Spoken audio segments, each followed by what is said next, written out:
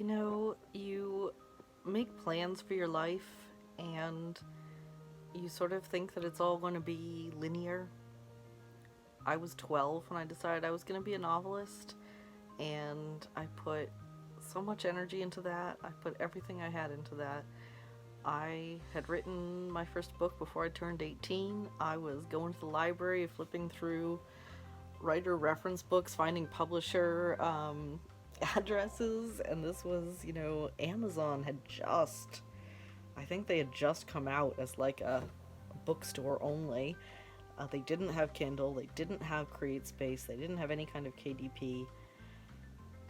The only options for self-publishing was really vanity presses, where you would pay them a bunch of money to make your book available, and then they would do nothing, and they'd harass you for years, like, buy our marketing packages, which did shit. Especially now that I'm a marketer, I can tell you those packages were useless. And I was so focused on that dream. For a long time, I felt like writing was the only way that I could communicate. I really struggled with spoken word, and I've gotten a lot better at that. I've gotten a lot of practice, and now I enjoy speaking with people, and I enjoy talking to you. But for a long time, I felt like the only way I could express myself was in writing. I poured my whole heart and soul into my novel, and when I got my bachelor's degree in creative writing with an emphasis in poetry, and then I got a master's degree in professional creative writing, and I started querying for my novel, and the publishers were like, this is weird, we don't know how to market this. So eventually I found a vanity press, I self-published it, it was fine, and then Kindle came along, and it changed everything. It was a wild ride. I had so much fun. I was dating this guy, and he was like, I looked up your pen name. Did you know that there are people who are reading your book online and talking about it? And I was like, no, what? There was a forum of people who were reading my book as a book club. And let me tell you, the validation that I thought that I needed to get from a traditional publisher, I got from readers. That was cool. And sure, plenty of people also didn't like it. It's been a very mixed bag. It's a weird book. And, I wrote it when I was young. It's not my best work. But it's pretty unique. It's still unique. And it still sells. Because over the years I've learned a lot about marketing. And I actually really love marketing. I know, I'm not supposed to say that. But what feels really strange is that, I fell away from writing because it would take me a long time to write a book, and especially after that first book was relatively successful in its small niche, the pressure to continue, knowing that there were readers waiting to read my stories, was really hard.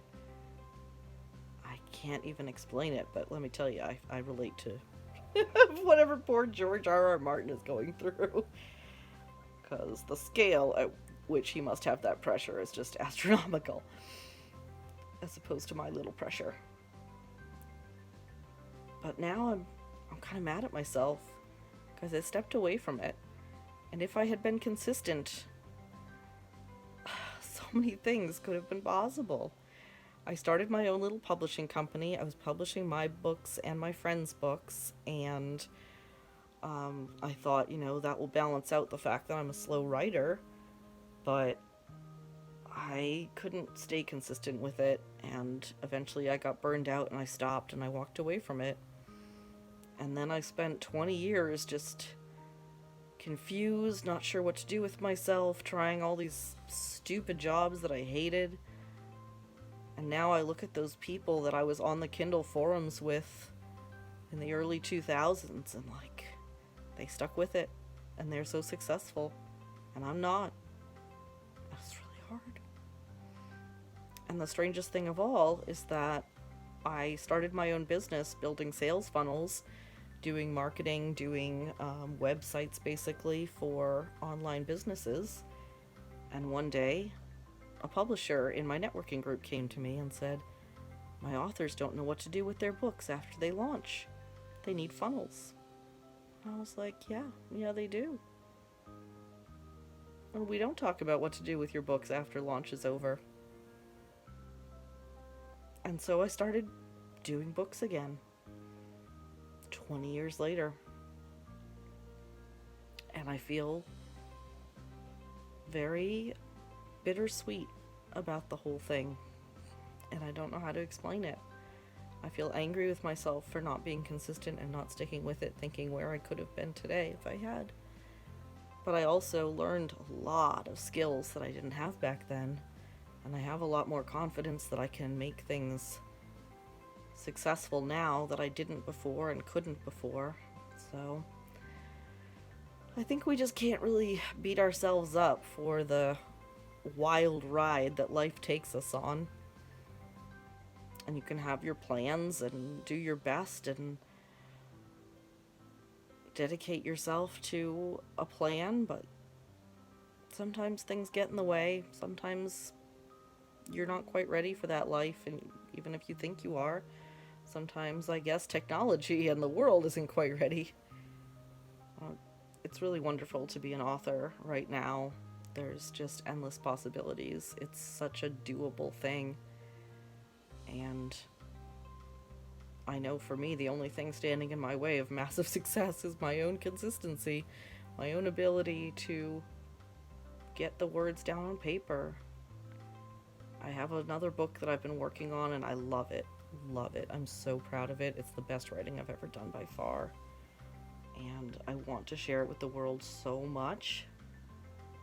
But I'll get these spurts and I'll be super into writing it and then I'll stop. And 2 years will fly by until I pick it up again. Because life just keeps going faster and faster and faster. Especially being married and having kids and... But now is my time. Now I have the knowledge, the skills, the time, I'm perfectly positioned to do what I thought I was going to be doing 20 years ago. So I know a lot of you watching this are young, and just take it easy on yourself. It's okay to wake up at 40 years old and say, actually, I think I'm going to dust off some of those dreams that I got too busy for. I'm really excited to see where this takes us.